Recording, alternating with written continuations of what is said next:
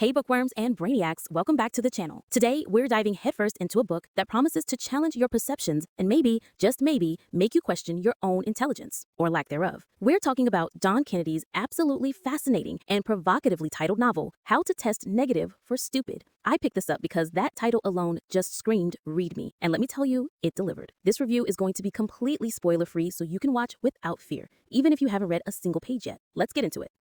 So, what exactly is How to Test Negative for Stupid about? Imagine a world not too far from our own where intelligence isn't just a spectrum, but a quantifiable, testable metric that determines your entire social standing and future. Our protagonist, Elias Thorne, lives in this society. He's always considered himself, well, average, not brilliant, not unintelligent, just Elias. But then a new revolutionary stupid test is introduced, promising to definitively sort humanity into the smart and the stupid with no room for ambiguity. Elias, like everyone else, is compelled to take it. The conflict ignites when the results come in, and Elias's life and the lives of those around him are irrevocably altered in ways he never could have imagined.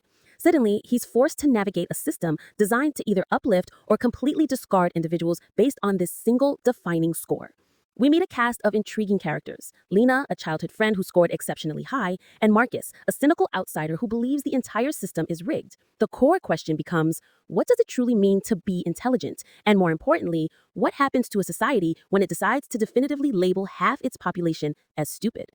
This book sets up a chilling premise right from the start, pulling you into Elias's struggle for identity and survival in a world that's decided who he is for him. Now, let's talk about the beating heart of this novel, its themes. Kennedy masterfully explores ideas of identity and how external validation can warp our self-perception. Elias's journey is a powerful exploration of self-worth in the face of societal judgment. There's also a strong undercurrent of power dynamics. Who gets to define intelligence, and what are the ethical implications of such a system? It delves into the dangerous territory of groupthink and how easily a society can be manipulated by a seemingly objective metric.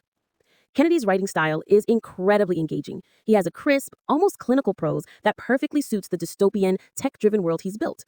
The pacing is relentless. Once Elias takes that test, the story rarely lets up, propelling you through his experiences with a sense of urgency. The world building, while subtle, is incredibly effective. He doesn't over-explain. Instead, he drops you into this reality and lets you piece together the nuances of its social structure and technological advancements, which makes it feel incredibly immersive and believable.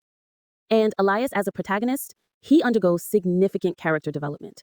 He starts as somewhat passive, accepting his place. But as the stakes rise, we see him question, adapt, and ultimately fight for something more profound than just a test score. He's a very relatable character, making his struggle feel all the more impactful. So what's my personal take on How to Test Negative for Stupid? Honestly, I loved it. What worked exceptionally well for me was the sheer audacity of the premise and how fearlessly Kennedy explores its implications. The social commentary is sharp and thought-provoking without ever feeling preachy. It forces you to look inward and consider your own biases about intelligence. If I had one minor critique, it's that some of the secondary characters, while serving their purpose, could have perhaps been fleshed out a little more. However, this is a minor point in an otherwise excellent novel. The climax, while I won't spoil it, is a genuine nail-biter. It builds on all the tension and philosophical questions posed throughout the book and delivers a conclusion that is both satisfying and, frankly, a little terrifying in its implications for humanity.